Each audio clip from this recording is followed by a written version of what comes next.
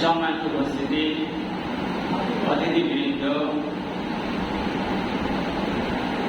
টকবগে যুবকবৃন্দ, ছোট ছোট কলেজের পড়াশোনামীরা, মুসলিয়ানেরা, যে যেখান থেকে দেখছেন এবং শুনছেন সকল ইউটিউব, ফেসবুক, স্পিয়ার সহ সকলকে জানাই আমার আন্তরিক মোবারকবাদ ও সালাম। আসসালামু আলাইকুম ওয়া রাহমাতুল্লাহি ওয়া বারাকাতুহু।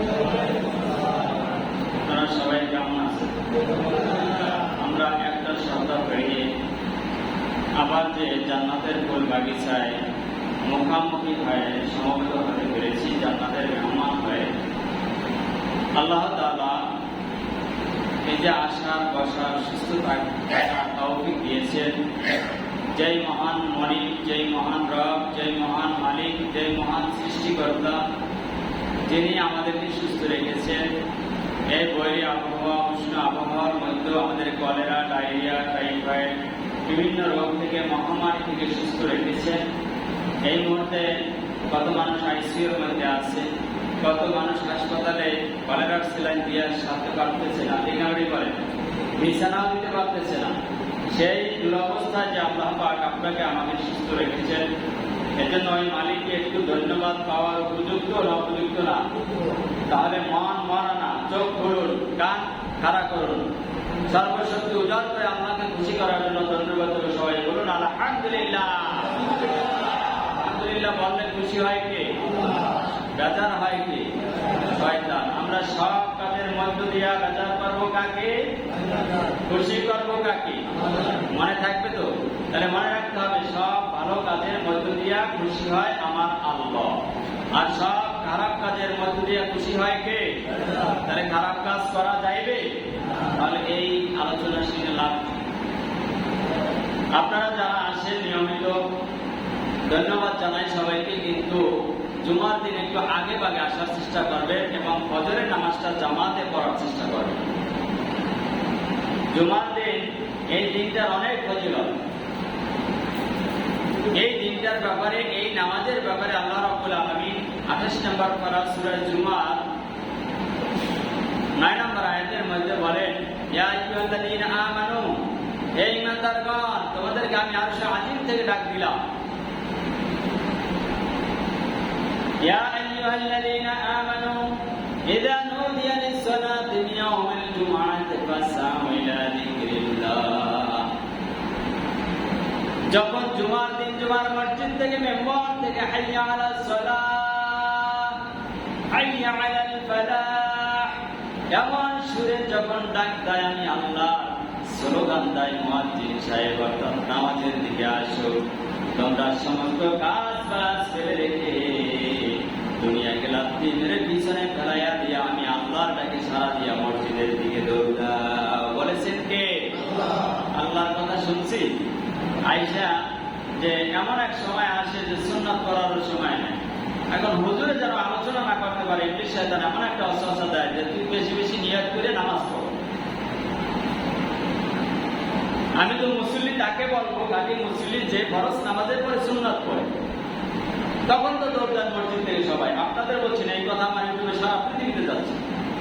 তখন তো আপনারা সব দৌড়ান মসজিদ থেকে বেরোয়। আপনার আল্লাহর মহব্বত আশীর্বাদ কতটুকু প্রমাণ হবে তো তখন, যখন ফরজ নামাজের সালাম ফিরানের পর সুন্নাত কে কে করে দেন। কি ঠিক না বেরিয়ে বলে? মা অসুস্থ হলে দৌড় দেয় কে? কোন ছেলে? দেখা যায় ওই ছেলেই মায়ের জন্য প্রকৃত ভালোবাসার মহব্বত। ঠিক না বেরিয়ে বলে? আর সব দাঁড়াই যায়, এই বড় ভাই দৌড় দেয় এলাম না দিয়ে বড় মনে, এটা ভালোবাসা। ঠিক না বেরিয়ে বলে? তাই শয়তান এখানেও একটা ওয়াসওয়াসা দেয় যে তুই 4 রাকাতে নিয়ত কর, আরো 2 রাকাতে নিয়ত কর। একসের পরতেই দেখ কেন হুজুরে আলোচনাই না করতে। কারণ কোরআন এমন এক জিনিস, কোরআনের আলোচনা শুনলে একটা মতভুল আল্লাহ হয়ে যায়। কোরআনের আলোচনা এমন এক জিনিস যার সংস্পর্শে আসলে, কইলে আসলে সেটা স্বর্ণ হয়ে যায়। বলুন সুবহানাল্লাহ। জাহান্নামী লোক আসলে সেটা জান্নাতি হয়ে যায়। যখন তুই নামাজ পড়তে থাকি আলোচনা করতে পারবে না। তার নামাজের ইচ্ছা বই আপনাদের নামাজ পড়তে নিষেধ করছি না, 2 রাকাত পড়বেন। আমি আলোচনা করবো তার মধ্যে পড়বেন, যেহেতু বিশ্বনবী পড়ছে, সাহাবীরা পড়ছে, এজন্য এখানে আমার কোনো বাধা নাই। এছাড়া সময় না থাকলে বাকি নিয়ত না করাই কি ভালো। আপনার এত পড়তে মন চায়, এত ভালো লাগে নামাজ পড়তে, সুন্নাতে মজা লাগে, আপনি ফরজ নামাজের পর বাদাল জুমা 4 রাকাত করেন, আরো কয়েকশো রাকাত বই পড়েন, দোষ আছে? তখন তো মুসল্লি কই যাবে না। মিষ্টি না থাকলে তো মুসল্লি কই যাবে না। যদি কই আজকে দোয়া দরুদ হবে, দেশে বৃষ্টি বাদল হয় না, একজনও বসবে। আর যদি কই এক বস্তা কোনায় মিষ্টি আছে, আলহামদুলিল্লাহ আপনাকে বলি না, আপনারা তো ভালো মুসল্লি আমার, কিন্তু আছে অনেক পরিস্থিতি, বড় একটা বস্তা কোনায় থাকলে আর দাওয়াতই দেওয়া লাগে না। কি ঠিক না বেরিয়ে বলি? এবার বাচ্চা হয়ে যাবো। যাই হোক, আমরা এই চরিত্র দূর করবো। আমরা আল্লাহকে ভালোবাসি কিনা প্রকৃতের পক্ষে এটা আমরা নিজের মেধায়, নিজের বুদ্ধি দিয়া পরামর্শ করুন, নিজের মাথায় নিয়ে আমরা কি করবো করতেছি। সম্মানিত শরীর 2 রাকাত দুপুরের মসজিদ বই অবশ্যই বলবেন, এটা বড় সুন্নাত, সহিহ হাদিস। কিন্তু এই যে 4 রাকাত 10 রাকাতের নিয়ত করবেন, সময় নিয়ে আসেন, আগে ভাগে এসে পড়েন, দোষ আছে? এরপরে ফরজ নামাজের পর আরো বেশি বেশি আপনার সুন্নাত করে কোনো দোষ নাই, আছে?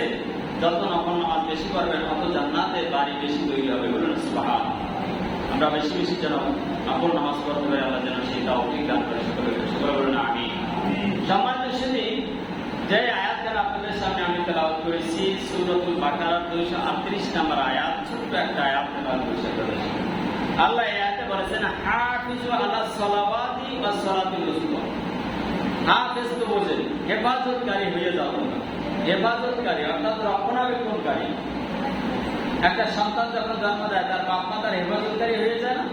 তাদের দেখাশোনা, তার পোশাক কেমন করানো লাগবে, তার গোসল কখন করানো লাগবে, তাকে কখন দুধ পান করাইতে হয়, তাকে কখন ডানো খাওয়ানো লাগবে, তাকে কখন বাড়তি খাবার দেওয়া লাগবে, সব আপনার খেয়াল রাখে না রাখে না? এর নাম হলো রক্ষণাবেক্ষণকারী, হেফাজতকারী। এখন আল্লাহ বলছে বাচ্চার কথা না, এখানে আল্লাহ বলছে হাফিজু, তোমরা হেফাজতকারী হয়ে যাও, রক্ষণাবেক্ষণকারী হয়ে যাও। হাফিজু আলা ইলাস সালাত, নামাজের হেফাজতকারী হয়ে যাও। কিসের? হাফিজু আলা সালাওয়াতিল ওয়াসসালাতিল উসতা, বিশেষ করে ফজরের নামাজের প্রতি বেশি খেয়াল রাখো। আসরের নামাজ, কোন নামাজ? কেউ কেউ বলেছেন ফজরের নামাজ, এই আয়াতের দ্বারা, কেউ বলেছেন যোহরের নামাজ, কেউ বলেছে আসরের নামাজ, কেউ বলেছেন মাগরিবের নামাজ, কেউ বলেছেন ইশার নামাজ। অর্থাৎ এক কথায় পাঁচ ওয়াক্ত নামাজের হেফাজতকারী হইতে বলেছেন কে? বুঝতে বাকি আছে কিছু?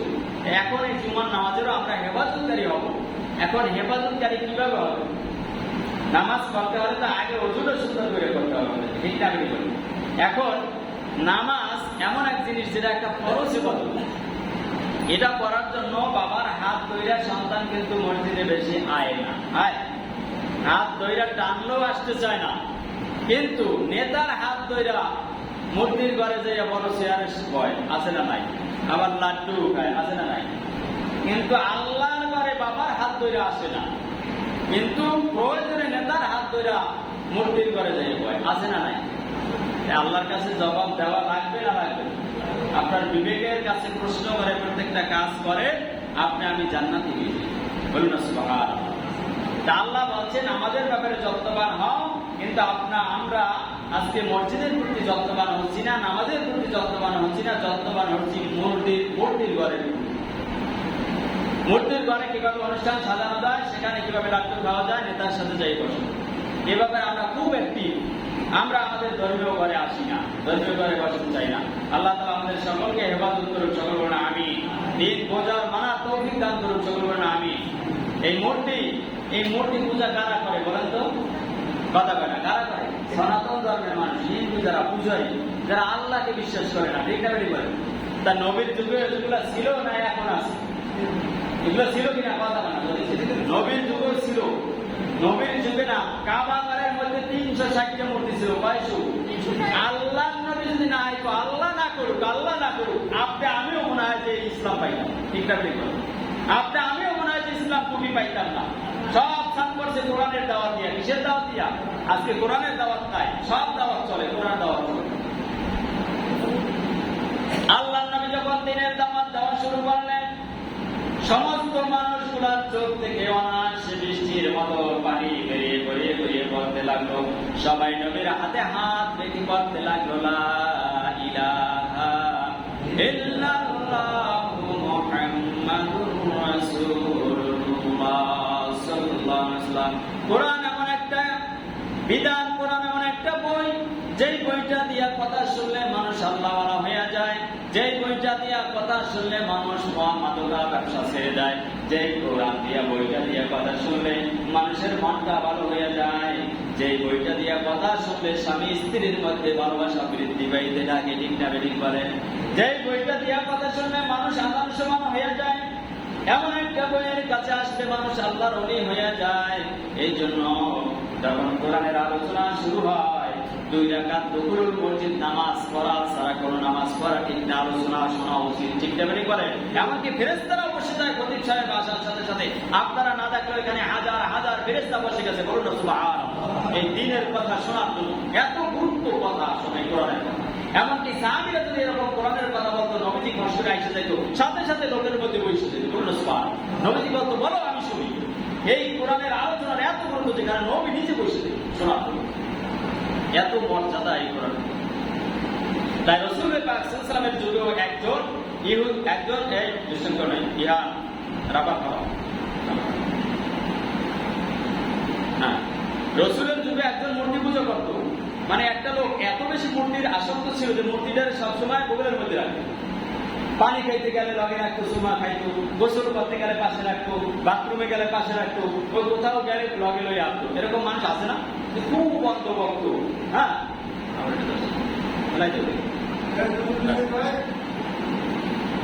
এখন একদিন পথের মধ্যে যাইতেছে অনেক দূরে, মরুভূমির পথ দিয়া। এখন এক মূর্তিটারে নিয়ে যাইতেছে, বুখারীর হাদিস, বুখারীর হাদিসটা। যখন যাইতেছে তখন পথির মধ্যে ওনার প্রাকৃতিক হাজত দেখা দিচ্ছে। কিসের হাজত? প্রাকৃতিক, এটা একটু শুদ্ধ ভাষায়, বাংলায় আমরা বলি যে পায়খানা প্রস্রাবের ব্যাগ আসছে। কথা বুঝতে পারছো? প্রাকৃতিক হাজত দেখা দিচ্ছে। এখন উনি চিন্তা করছে, হায় হায়, এই মরুভূমির মধ্যে প্রাকৃতিক হাজতের সাথে হাগু করতে পারবো, তাই আমার যে দেবতা, এই পবিত্র এই দেবতারে নিয়ে বসি কিভাবে, উলঙ্গ হই কিভাবে, তাই এই বেড়াটার সাথে গাছের সাথে একটু দাঁড় করাই ধুয়ে যায়, গাছ ছাড়ে আইয়া আবার বলে লোক সুমান। কথা বুঝেন না? কারণ আমি উলঙ্গ হবো বা প্রাকৃতিক হাজত সারবো, এই জায়গায় এই পুত পবিত্র এই প্রভুরে, এই মালিকরে, এই সৃষ্টিকর্তারে নেওয়া যায় না। কত বড় মূর্খ হলে পরে একটা কাঠ, পাথর, মাটি দেরা, যেটা জড় পদার্থ, যেটা জীবন নাই, এটা কি মানুষের সৃষ্টিকর্তা হতে পারে? কথা বানা সৃষ্টিকর্তা হতে পারে? ওটা বানাইছে কে বলেন তো? মূর্তিটা বানাইছে কে? আপনি বানাইছেন। তা আপনি বানাইছেন, আপনি সৃষ্টিকর্তা, আর ওটা সৃষ্টি, ঠিক কিনা বলেন? তাই সৃষ্টিকর্তা আপনি, কিন্তু ও তো আপনার সৃষ্টিকর্তা না। আপনি ভালো করে বোঝার চেষ্টা করেন। এই মোবাইলটা আমি তৈরি করছি, আমি সৃষ্টিকর্তা, ঠিক কথা না? আমি মেকার, আমি তৈরি করতে, এই ঘরটা আমি বানাইছি, আমি মিস্ত্রি, আমি সৃষ্টিকর্তা এই ঘরটা, কিন্তু এই ঘরটা তো আমার সৃষ্টিকর্তা। কথা বোঝেন আপনারা? তাই মাটি দিয়ে যেটা বানালো, ওদেরকে আমি গালি দিচ্ছি না। সূরা আনামে আছে, যারা মূর্তি পূজা করে তাদেরকেও তোমরা গালি দিও না, বলেছেন কে? বোঝানোর জন্য বলছি যে ওরে বানাইলো ওরা, আবার ওরে প্রভু হয়, ও সৃষ্টিকর্তা, ও সৃষ্টিকর্তা পাল। এটাও একটা ভুল কিনা বলেন? এখন উনি প্রাকৃতিক হাজত সারতে যাওয়ার পরে, আপনারা কুকুর দেখছেন, কুকুর কথা কয় না, কুকুর দেখছেন? কুকুরের ধর্ম হইল বেড়া দেখলে কোথাও, ওই দরজা দেখলে ওইখানে এক পা উঁচু করে প্রস্রাব করে, আছে না নাই? কোথাও ভালো কিছু দেখলে প্রস্রাব করে চলে যায়। এক জায়গায় করে না, অন্তত 100 জায়গায় করেও কাজ করে, কি ঠিক না বেরি করে? কারণ 100 জায়গায় করলে আবার ব্যাগ হয়ে যায়, করতেই পারে, আলাদিন করতে পারে। তাই এখন আমার ফার্মেসিটির সামনে আলোচনার একটা বেড়া আছে, টিনের, আগে ছিল টিনের বেড়া। আমি দেখতাম প্রতিদিন মনে হয় যতবার ওইদিকে যাই না প্রস্রাব করে যায়, আবার ওই যখন এদিকে ঘুরে আবার একটু করে যায়, মানে ওর কানের দরজা একটু প্রস্রাব। এখন ওই মূর্তি পূজারি মূর্তিটা রাইখা বেড়ার সাথে উনি প্রাকৃতিক হাজর সাথে একটু মরুভূমির মধ্যে গেছে। যাওয়ার পরে কাজ সাইডে আইয়ে দেখে মূর্তিটার মাথা হইতে পাপড় সব ভিজা, আর টপ টপাইয়ে পানি পড়ে। কথা বুঝেন না? একটু বোঝানোর জন্য আগে একটু কাজ দিচ্ছি, যাতে আপনারা বুঝতে পারেন। পানি জ্বরে। এখন ওই মূর্তি পূজারি চিন্তা করছে, হায় হায়, আমার প্রভু, আমার সৃষ্টিকর্তা, এর গাছ থেকে পবিত্র পানি টকভাই বইয়ে যাইতেছে, এই তো জমিনে পড়তে দেওয়া যায় না, তো বরকতের পানি। হাত পাইতে চারটে খায়, লেমন পায়, চারটে যখন খায়, পাই যে আমতা লাগে, একটু কটা গন্ধ হয়। কথা বলছেন না? একটু কটা লাগে, লবণ দেয়। ভগবানের গাছ দেয়, এত সুন্দর পানি, পবিত্র পানি বের হবে, এটা আবার কটা লাগে, লবণ কষা দুর্গন্ধ লাগে, ভালো লাগে। চতুর্দিকে তাকাইয়ে দেখি একটা কুকুরের নিচ দিয়ে টকটকাই পানি করে, সাইডে দাঁড়ায় আমার দেখতেছে। কথা বুঝলেন না? তার মানে কুকুর বাসায় মূর্তি যখন রাইখে গেছে, উনি ঠ্যাং জায়গায় ছেড়ে দিয়ে গেছে। কথা বুঝছেন? এখন দেখে কত নিচে আল্লাহ নামাইলো, যে তুই হাত দিয়ে বানাইছিস, সৃষ্টিকর্তা যে তুই ওনার চিন্তা দাও কিভাবে, তুই ওনার সুমা খাও কিভাবে? আল্লাহ প্রমাণ করাই দিয়েছেন যে না, তুই সৃষ্টিকর্তা, ও তোর সৃষ্টিকর্তা না, আমাদের সবার সৃষ্টিকর্তা কি? আল্লাহ সুবহানাহু ওয়া তাআলা। এখন ওনার একটু বুদ্ধি আসছে মাথায়, নম হইল নম বা, কিন্তু একটু বুদ্ধি আইছে, হায় হায়, ওই যে কুকুর সাইডে দাঁড়াই রয়েছে, নিচ দিয়েও তো পানি টপকাছে, ডানির দিয়েও পানি টপকাছে, এই তো সাধু মাসায় ছাড়া কেউ কাছে এই কাজ কেউ করে নাই, এই কুকুর মাসায় কাজ করছে। এখন ভগবানের গায়ে সারা জীবন তোর চিন্তা দিই, সারা রাত করে বক করি, তোর সামনে নম করি, তোর মাথা রেখে তোর পায়ে চিন্তা দিই, তাই তোর এতটুকু ক্ষমতা নাই, আর একটা লাথি মারতেও পারলি না, তোর গায়ে প্রসাব করে গেছে বড়, আর সেই প্রসাব আমার একটা হয়েছে। কথা বুঝে না? এখন মূর্তিটারে গালি দেয়, তোর এতটুকু ক্ষমতাও কি নাই যে তুই আর একটা লাথি মারতেও পারলি না, তোর গায়ে প্রসাব করে গেল, আর এইটারে আমি চিন্তা দেবো, এইটা হইতে পারে না, তোর মতো মূর্তি আছে, তোর একদিন না আমার একদিন, তুই মূর্তি না হতো। কথা বুঝে না? তুই গোটা না হতো, আজকে তোর ভুলা বাই করে দিবি। পাও দুইটা ধরিয়ে এমন পাশার শুরু করছে মূর্তি, সারা ফুল পাশাইছে, মাথা টাথা শেষ কাছা চলে গেছে, পরে মাথার ফুল ধরিয়া পাও ফুল পাশা, তোরা একদিন আমার একদিন পাঁচরাইতে দৌড়ে যাই হচ্ছে দয়াল নবীর বাড়ি। বলুন না সুবহানাল্লাহ। কার বাড়ি? বিশ্ব নবী সাল্লাল্লাহু আলাইহি ওয়াসাল্লামের বাড়িতে উঠলেন, বাড়িতে উঠে যাইয়া মূর্তি রাইকা ঘাম শরীরে বসছে, ইয়া রাসূলুল্লাহ সালাম দিয়েছে, দেখি খবর কি, এই অবস্থা তোমার মূর্তি কোথায়? হ্যাঁ মূর্তি কিসের? তারপরে বুদ্ধি বিবেক বিবেচনা আছে, ওইগুলার সিদ্ধা দিছি আর 14 পুরুষ এই বলদের মতো সিদ্ধা দিয়ে দিয়ে আইছে এইগুলারে। এগুলার কোনো ভূমি আছে বাইকে একটু বাইকে করে কারণ হুজুর এই ঘটনা এই কাণ্ড করছে। রবে খোদার গা দিয়া পবিত্র পানি বের হয়।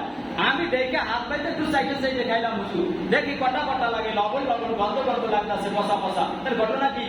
যদি খোদার গা দিয়া পানি বের হয় সেটা তো ভূত পবিত্র পানি বের হবে। আপনাদের খোদা উপর থেকে পানি ছেড়ে, এটা তো মিষ্টি ভূত পবিত্র, এখানে তো কোনো ভেজাল নাই, কিন্তু এই পানির মধ্যে এত দুর্গন্ধ, এটা আবার কেমন খোদা?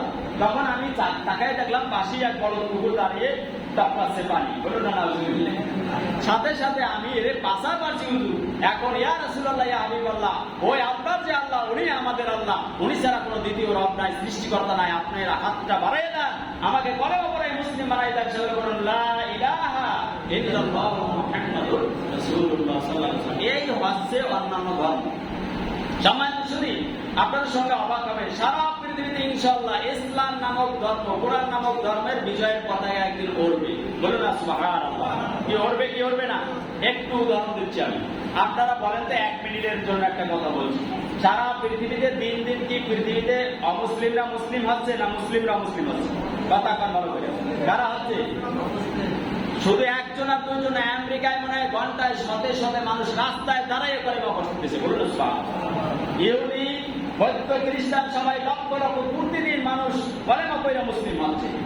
তার মানে মুসলমান বাড়ি হতে চলছে। কি হতে চলছে? ভয় নাই, বিজয়ের কথা বলবি একদিন, ঠিক না বেড়ে করে। কারণ আপনার বাড়ির দরজায় পুকুর আছে দুইটা, একদিন বলছিলাম কয়টা? কথা দুইটা।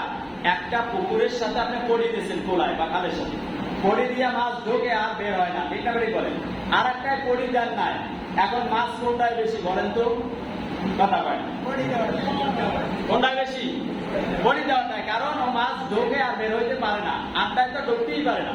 তাহলে পড়ি দেওয়াটাই, পড়িতে ঢোকে আর বাইরে যেতে পারে না। ইসলাম নামক এমন একটা পড়ি, এখান থেকে লা ইলাহা ইল্লাল্লাহ পরে ঢোকার পরে আর কেউ বের হয় না, ঠিক না বেটি করে। অর্থাৎ মুসলমান দিনের পর দিন বৃদ্ধি পাচ্ছে, ইসলামের পতাকা উঠবি। বলুন না নারায়ে তাকবীর। জিকির করেন লা ইলাহা ইল্লাল্লাহ, সবাই জিকির করেন।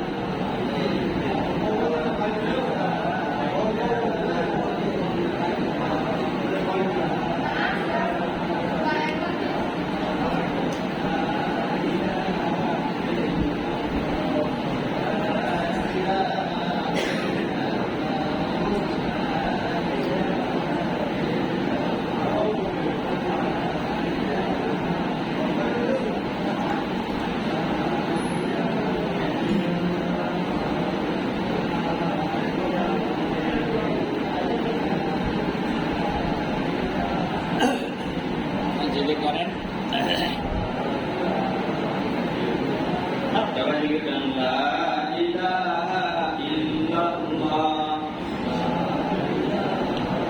এতগুলো মানুষ মোগলা হয়ে এই শব্দ হয় লা ইলাহা ইল্লাল্লাহ, লা ইলাহা ইল্লাল্লাহ, লা ইলাহা ইল্লাল্লাহ মুহাম্মাদুর রাসূলুল্লাহ সাল্লাল্লাহু আলাইহি ওয়াসাল্লাম। একটা আনন্দের সংবাদ যে আমাদের ইসলামের বিজয় ইনশাআল্লাহ আজ আর কাল দেখতে পারি আর না পারি, হইবে কি হইবে না? নিশ্চিত বিশ্বাস আছে না নাই? তার বাস্তব প্রমাণ আপনি ইউটিউব ফেসবুকে তাকান, লক্ষ লক্ষ মুসলিম না মুসলিম হচ্ছে। এর দ্বারা আমি গবেষণা করে দেখছি ইসলামের পতাকা অবশ্যই পথ পথ করে আবার তামাম বিশ্বে জুড়ে উঠবে। বলুন না সুবহানাল্লাহ। সম্মানিত শুরুতে বলেছিলাম আমরা নামাজের হেফাজতকারী হব। এখন নামাজ পড়তে হলে আগে কি লাগে? ওযু করতে হবে। ওযু করার আগেও আগে হালাল খানা খাইতে হবে। কোন খানা? একটু সজাগ দৃষ্টি রাখবেন, যারা আমার হালাল আমার আয় যে উৎপন্ন করি আয়, টাকা পয়সা জমি জমা থেকে যাদের দিক থেকেও এটা যেন হালাল হয়। কি হয়? সূরা বাকারা আয়াত নম্বর 172 বলার সময় নাই যে হালাল খানা ছাড়া কোনো ইবাদত কবুল হবে না। এরপরে ওযু, ওযুটা সুন্দর করে না হলে আপনার নামাজ হবে? এখানে ওযু নেওয়ার দোয়া পারেন না, যে ওযু করবেন অনেকে ভয়তে ওযু করে না, আছে না নাই? আপনি বিসমিল্লাহ বলে ওযু করেন, ওযু হবে, আমি গ্যারান্টি দিলাম। বিসমিল্লাহ বলে, বিসমিল্লাহ বলতে পারেন সবাই? কথা বলেন পারেন তো? বিসমিল্লাহ বলে ওযু করবেন, ইনশাআল্লাহ হবে। বাকিটা জানার চেষ্টা করবেন, যদি নিয়ত থাকে, আমি জানি না, ইনশাআল্লাহ যদি সহি নিয়ত থাকে শেখার চেষ্টা করবেন। আর বিসমিল্লাহ বলে ওযু করবেন, নামাজ হয়ে যাবে। বিসমিল্লাহ বলে আল্লাহু আকবার বলবেন, নামাজ হয়ে যাবে। নিয়ত চাহতে পারি না, যায় নামাজ দোয়া পারি না, এমনি ভয় করবেন না। দাঁড়াইছেন কার সামনে? কবুল করবে কে? আল্লাহ। আল্লাহু আকবার। তবে হাত জাগানোর ব্যাপারে অনেক মত আছে। হাতের আঙ্গুলের মাথাগুলো পশ্চিমে কেবলামুখী হবে। কি হবে? কেবলামুখী। এখন আসুন, এই যে হাত আমরা জাগাবো, কেউ বলে এই দিক জাগাবো, কেউ বলে এই দিক জাগাবো, কেউ বলে এই দিক জাগাবো, আছে না নাই? এ নিয়ে মতামত থাকবে, আপনাদের দুশ্চিন্তা করার কিছুই নাই। যে কোনো একটা মত পালন করলে আমাদের কি কবুল হবে। কেউ বলে এই জায়গায় বানবো, কেউ বলে এই জায়গায় বানবো, কেউ বলে এই জায়গায় বানবো, কেউ ছাড়িয়ে দেবো, যা, কোনো সমস্যা নেই। কথা আমার বুঝছেন? অর্থাৎ তর্ক বাড়াবাড়ির মধ্যে কোনো ইসলাম না, শান্তি নাই। আমল করার মধ্যে শান্তি আর ইসলাম, ঠিক না? করেন এগুলো নিয়ে বিভিন্ন ইমামদের মতানৈক্য আছে, এগুলো নিয়ে আপনারা দুশ্চিন্তা করবেন না। তবে এই যে হাত জাগানোর ব্যাপারে কিছু আমি দলিল দিচ্ছি আপনাদেরকে। বিশ্ব নবী সাল্লাল্লাহু আলাইহি সাল্লাম এই যে হাত জাগাতে তিরমিজি শরীফের 239 নম্বর হাদিস আজকে সকালে পড়েছি। এদিক তাকান সবাই, আরেকদিক দেখেন। হাত যখন তাকবীরে তাহরিমা বলা ফরজ, বলা কি ফরজ, মনে রাখবেন তাকবীরে তার প্রথম যে আল্লাহু আকবার বলে দাঁড়াই, এটা ফরজ। জানাজার নামাজ হোক, এই নামাজ হোক, আল্লাহু আকবার যখন বলতেন এই হাতের আঙ্গুলগুলো ফাঁকা রাখতেন। কি রাখতেন? তার মানে এখন বুঝেই রাখা যাবে না, এত সবাই বুঝছেন, আমার সাথে সাথে হাতে বুঝতে লাগবে। হাতের আঙ্গুল কি রাখতে হবে? ফাঁকা। আর কেবলামুখী তো একটু হাতের আঙ্গুলের মাথা থাকবে, এটা ফরজ। আমরা যে 13 ফরজ করি আমাদের বাইরের ভিতরে, মনে রাখবেন ফরজ আর ওয়াজিব গেলে নামাজ বাদ, তাহলে আঙ্গুলের মাথাও কেবলামুখী রাখা ফরজ, এটা তো নিশ্চিত। এখন হাতের আঙ্গুলি আমরা একটু ফাঁকা রাখবো। কি রাখবো? কথা বলে না, দেখেন সময় নাই তো, তাড়াতাড়ি শিখতে হবে। একটু ফাঁকা রাখবে। এগুলো তিরমিজি শরীফের 239 নম্বর। এরপরে আসুন সহিহ মুসলিম শরীফের 390 নম্বর হাদিসের মধ্যে এসেছে আল্লাহ রাসূল সাল্লাল্লাহু আলাইহি ওয়াসাল্লাম হাত জাগাইতেন কাঁধ বরাবর। কি বরাবর?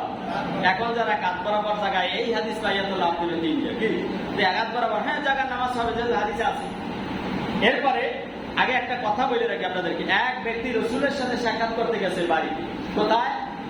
আপনারা একটু 1-2 মিনিট একটু এটেন্টিভলি তাকান। বাড়িতে যাইয়ে দেখছে ঘরের মধ্যে রাসূলের গুদাম খোলা থাকা। আচ্ছা বলেন, ঘরের মধ্যে গুদাম খোলা থাকতে পারে কি পারে না? বাইরে আসলে কি সেটা থাকে? কারণ খালি গেলে থাকতে পারে কি? এখন ওই সাহাবী দেখে আইছে যে গুদাম দেয় নাই, উনি কোনোদিন আর গুদাম দেয় না। বলুন না সুবহানাল্লাহ। সব সাহাবীরা কয় গুদাম দেন না, কয় রাসূলকে দেখছি গুদাম খোলা, আমি গুদাম দেবো, এটাই সুন্নাত। বলুন না সুবহানাল্লাহ। দেখছেন আসলে কিন্তু লোকটা ঠিক আছে, কারণ উনি রাসূলের প্রতি ভালোবাসা আকর্ষণ এত বেশি, নবীকে যা দেখছে তাই মানছে, তা ঠিক আছে। তখন সাহাবীরা তো আছে, দেখে এটা ঘরের রূপ, রাসূল ঘরের মধ্যে গুদাম খোলা থাকতে পারে, খালি গায়ে থাকতে পারে, এটা সুন্নাত না, রাসূল গুদাম দিয়াও চলে। বলুন না সুবহানাল্লাহ। মোজার একটু ভুল ত্রুটি থাকতে পারে কিনা।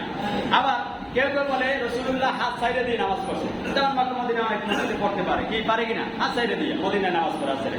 এখন এরও যুক্তি আছে, নবীজি সারা রাত যারা এই তাহাজ্জুদ করতো পাগুলো ভুলে যেত, কি জানেন আপনারা? হাত ভুলে যেত। তাই হাত যদি 6 ঘন্টা বাঁধতে রায়, কতক্ষণ হাত রাখা যায়? রাখা যায়? ওজন হয়ে যেতে পারে, ব্যথা হয়ে যেতে পারে, তখন নবীজি রিল্যাক্স হওয়ার জন্য একটু সাইডে দিত। তাই এই রিল্যাক্স যারা দেখছে তারা তো দেখছে নবী হাত সাইডে নামাজ পড়তেছে। কথা বলছেন আমার? তাহলে এই মতে, এই দেখার কারণে রসুলকে কিছু মানুষ হাত সাইডে নামাজ পড়ে, তাহলে নামাজ হবে না? রসুল যখন অসুস্থ হয়েছে হাত সাইডে দিয়েছে, নামাজ পড়ছে, প্রকারে মত আছে। এটা একটু বোঝানোর জন্য আপনাদেরকে বললাম। এখন মুসলিম শরীফের 390 নম্বর হাদিসে আসছে বিশ্বনবী কাঁধ বরাবর হাত জাগাইতেন। কোন বরাবর? হ্যাঁ, কোন সময় জাগাইছে। এরপরে 391 নম্বর হাদিসে আসে, এরপরের হাদিসে মুসলিম শরীফে, যে বিশ্বনবী সাল্লাল্লাহু আলাইহি ওয়াসাল্লাম, এটা আছে মালিক ইবনে হুয়াইরিস রাদিয়াল্লাহু থেকে বর্ণিত। তিনি বলেন আমি বিশ্বনবীকে কান বরাবর হাত জাগাইতে দেখছি। কোন বরাবর? কথা বল। 390 নম্বর হাদিসে বলছি কাঁধ বরাবর। এখন 391 নম্বর হাদিসে বলছে আমি রাসূলকে কান বরাবর হাত জাগাইতে দেখছি। বুঝছেন আপনারা? সময় নাই কিন্তু খুব সংক্ষেপে শুনতে হবে কথাগুলো। এরপরে বিশ্বনবীর আরেক সাহাবী কাতাদা রাদিয়াল্লাহু, তিনি বলেন আমি বিশ্বনবী, এরা মুসলিম শরীফের এই 391 নম্বর হাদিসের শেষের অংশ, তিনি বলেন আমি নবীজিকে কানের লতি বরাবর হাত উঠাইতে তাকবীরুল্লাহর সময় দেখেছি। কি বরাবর? কথা কয় কানের লতি। এখন দেখেন এইখানেই মত কয়টা হয়ে গেলে, একজনে কয় ঠিক দেখছি, আসলে এই জায়গায় ছিল এক সময়, আবার একজনে কয় কান বরাবর, আর একজনে কয় লতি বরাবর। কি বরাবর? কান বরাবর হলে তো আমি এই কানের যে কোনো জায়গায় ধরতে পারতাম, কি কথা বলা। আর এক হাদিসে পাওয়া গেছে এই কানের লতি বরাবর। এখন আবার প্রশ্ন থাকতে পারে বুড়িয়ে মিনিট ধরবো, এটিতে ধরতে পারি না, কথা কম টাকা। এটাও আছে ওহাবী শরীফের হাদিসের মধ্যে এসেছে, ওহাবী শরীফের, যে বিশ্বনবী সাল্লাল্লাহু আলাইহি ওয়াসাল্লাম কান বরাবর যখন তাকবীরুল্লাহর সময় হাত জাগাইতো তখন বৃদ্ধা আঙ্গুল দ্বারা কানের লতি ধরতো। বলুন না সুবহানাল্লাহ। কিসের দ্বারা? বৃদ্ধা আঙ্গুলের দ্বারা। তাই কয়টা হাদিসে আছে না নাই? তাই এখন কানের লতি যদি বৃদ্ধা আঙ্গুল লাগাই, হাতের আঙ্গুলগুলো যদি ফাঁকা রাখি, আঙ্গুলগুলো যদি একটু কবলামুখী রাখি, তাহলে আমাদের নামাজ হয়ে গেল। বলুন সুবহানাল্লাহ। কোন মতবিরোধ আছে? এখন এই থেকে হাত উঠাইলে তারা নিষেধ করেন না? কত হাদিসে আছে, কেউ হাত ছাড়িয়ে দিয়েছে, আপনি নিষেধ করবেন? একটা কথা মাথায় রাখবেন, যে আপনি শূন্য হাদিস পালন করতেছেন, আপনি তো রাসূলুল্লাহ দেখেন নাই, সাহাবীরা যেটা বলছে এটা আমরা শুনতেছি হাদিস, ঠিক না বলেন? তাই জ্ঞানজাম না করে যে কোনো একটা পালন করার চেষ্টা করেন। এরপরে আসুন, এই যে হাত উঠাইলাম, এখন হাত বাঁধবো, কি করবো? হাত বাঁধবেন, যে সময় নষ্ট হচ্ছে, একটা মিনিট দেখাচ্ছি। হাত যে বাঁধবেন কোন হাতের উপরে রাখবেন? বাম হাতের উপরে না ডাইন হাতের উপরে? কথা কয় বাম হাতের উপরে। এটা হাদিস লাগবে না আন্দাজে? সহিহ বুখারী শরীফের 740 নম্বর হাদিসের মধ্যে এসেছে, বিশ্বনবী সাহাবীদেরকে বলতেন, ও সাহাবীরা, তোমরা ডান হাত বাম হাতের এটারে কি বলে? কবজা। বাম হাতের এই কবজার উপরে তোমরা রাখবা। তাহলে বুখারী শরীফে হাদিস পাওয়া গেল, তাহলে কবজার উপরে রাখলাম। এরপর এখন নাভিতে বাঁধবো, বুকে বাঁধবো না নাভির উপরে বাঁধবো না নাভির নিচে বাঁধবো, একটা ঝামেলা আছে না নাই? এই ব্যাপারেও ওই যে একটু আগে বললাম যে রাসূল কখনো সাইরা দিয়েছে, এটা দেখছে যারা তারা পালন করে, যেখানে হাত বাঁধছে এখানে। আর এখন আমরা বাঁধি নাভির নিচে। কিসের নিচে? নাভির নিচে। এই ব্যাপারেও মুসান্নাফু ইবনে সাইবা 3559 নম্বর হাদিসের বর্ণনায় আপনার ওয়াইল ইবনে আপনার হুজুর রাহমাতুল্লাহ তিনি বর্ণনা করেছেন, আমি বিশ্বনবী সাল্লাল্লাহু আলাইহি ওয়াসাল্লামকে বাম হাতের উপর ডান হাত বেঁধে নাভির নিচে বেঁধে নামাজ পড়তে দেখেছি। বলুন সুবহানাল্লাহ। তাহলে এই হাদিস অনুযায়ী আমরা নাভির নিচে রাখতে পারি। আর ইমাম আবু হানিফা রাহমাতুল্লাহ এটার মতে একমত। এখন ইমাম আপনার আরেকজন ইমাম আহমদ ইবনে হাম্বল এবং ইমাম বুখারীর ওস্তাদ, এই ওস্তাদ তিনি ছিলেন, এই দুইজনেও মত দিয়েছেন এই নাভির নিচে হাত বাঁধার ব্যাপারে। কারণ আল্লাহ বলেছে হাফিজ হয়ে যায় শুনতে, হাফিজ আল্লাহ সালাত ওয়া সালাতুল উস্তা, তোমরা নামাজের ব্যাপারে যত্ন হও এবং আমার সামনে বয়ের সাথে দাঁড়াও, আদবের সাথে। এটা কেমনে দাঁড়াবে? হাত যখন নাভির নিচে বাঁধা হয় তখন কিন্তু মানুষ একটু আদবের সাথে। আপনি যদি ওসির সামনে ডিসির সামনে দাঁড়ান, হাত এরকম বাঁধতে দাঁড়ান না, না এই জায়গায় দাঁড়াইবে, এটা এই বাপ দিয়ে দাঁড়ান না, ওসির সামনে এরকম দাঁড়ান আদবের ওই বাপরে দাঁড়িয়েছে না, মা কি ঠিক নেই বলেন। এই জন্য এই তারা বলেন যে না, হাত এই নিচে বাঁধা যে হাদিস পাইছি এটাই উত্তম, এটাই বিনয় নম্রতা বেশি আছে। বলুন না সুবহানাল্লাহ। তাহলে হাত কোথায় জাগাবো, কিভাবে রাখবো, একটু ফাঁকা রাখবো, আর নাভির নিচে বাঁধবো, এটা বোঝা হয়েছে সবাই? আলহামদুলিল্লাহ। আল্লাহ তাআলা এর উপরে সকলকে আমল করার তৌফিক দান করেছিল বলে আমি আজ চাইছিলাম 25 সাথে আয়োজন করে। আল্লাহ আমারে মাফ করুক, আপনারা মাফ করে।